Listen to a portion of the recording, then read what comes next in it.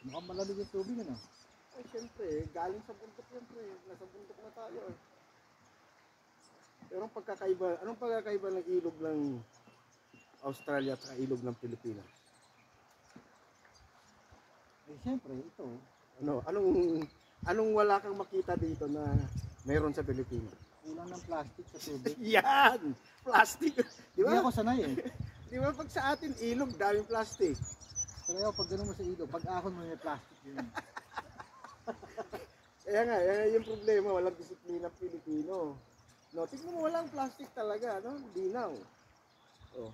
At kaya malinis tubig dito. Hindi ako sanay. Pero hindi kita pre yung ilog. Tignan mo sa video natin. Ito yan. Oh, turn mo lang dito konti. Yan.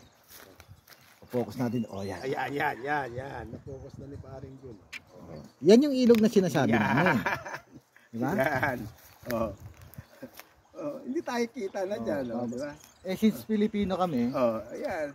doon kami maghuhugas para dumumi yung ilog. Para sanay kami.